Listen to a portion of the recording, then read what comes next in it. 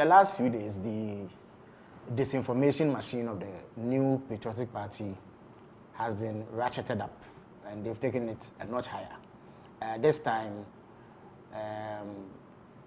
Reverend Ntim Fordjour, who also doubles as the Member of Parliament for the good people of Asin South, has made very wild claims to the effect that 2 aircrafts which passed through Ghana for various reasons were carrying drugs, and that was the reason why they were here. He also alleged that they were involved in money laundering, and therefore he was calling for investigations.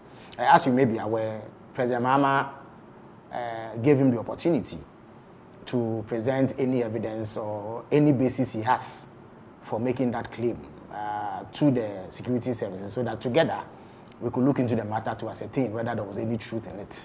I can report to you that because he knew he was peddling total falsehoods and lies, he now claims, after being invited to assist with investigations, that he was speaking on behalf of the committee that he was part of, and that the views he expressed were not his personal views. So because of that, he says he's unable to cooperate with the security agencies.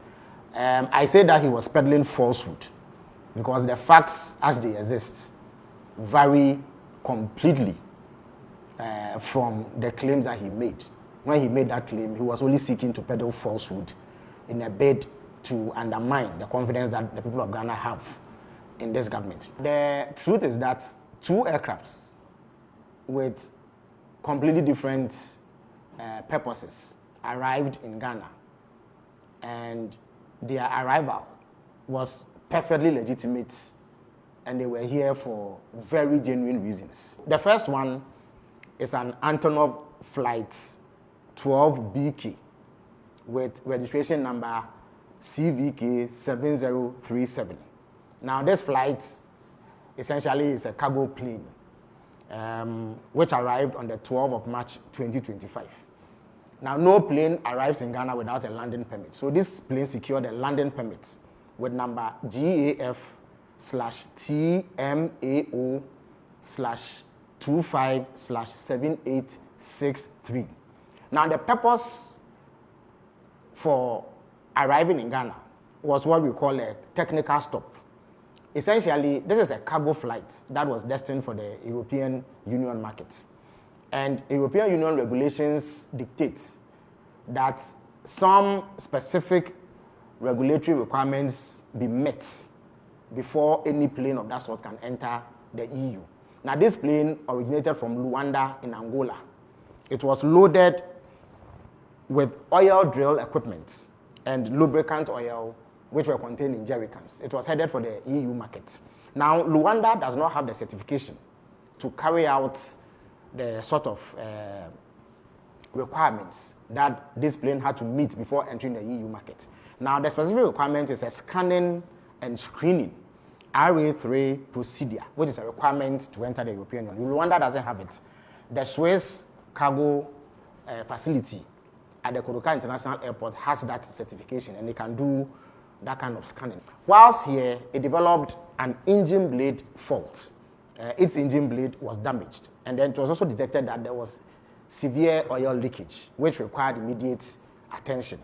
For that reason, a replacement aircraft, URCEZ, with registration number CVK 7007, was brought in to evacuate the cargo. The aircraft that was damaged remained here for 13 days. That is between 12 March and 25th March 2025.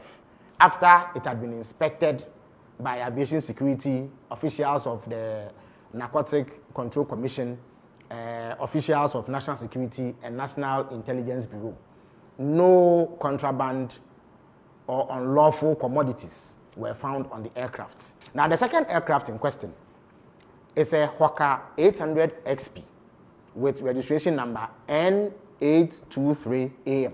Now, this aircraft is operated by an organization called AirMed International, which is based in Birmingham, Alabama, in the United States of America. It operates as an air ambulance. Now, Air Medical International flights in Ghana are handled by Tropicana Airlines. Now, this plane landed in Ghana on 20th March from Gran Canaria, Las Palmas, Spain, having gone through Luanda in Angola. Now, it was also here for a technical stop, which is refueling and crew rest, which is perfectly legitimate activity. It was cleared to land in Ghana with clearance number GAF TWXR 252604 OFAA 0297/25. Now, whilst it was landing in Ghana, it developed a tire burst and some difficulty with its landing gear, and therefore needed to remain here to be serviced. So another aircraft with registration number N864 arrived on 22nd March with tires and flight engineers from Luanda to replace the damaged tires of the aircraft. Now, once this was fixed, it departed the Kotoka International Airport on 25th March. The aircraft was once again inspected by officials of aviation security, officials of national security, officials of the National Intelligence Bureau, and NACOC, who made sure that it did not contain any unlawful substances, as alleged by Reverend Ntim Fordjour. So, in a nutshell, the claims of Ntim Fordjour are false. He cannot prove it. That is why he is running away from the investigative bodies. He is unable to provide any shred of evidence to back his claim.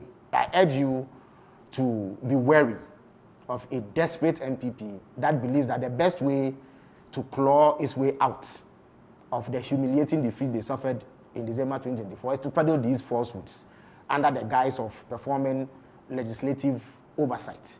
Whilst we welcome legislative oversight and scrutiny and criticism of any sort aimed at ensuring that we improve upon governance, it is important to condemn this level of political obscurantism, which is deliberately targeted at misinforming people and misleading the public and bringing government's name into disrepute for no reason. Reverend Ntim Fordjour has failed to honor the invitations extended to him by national security because he does not have a shred of evidence, and he will never be able to provide any evidence to back his claim because none of the things that he said were true.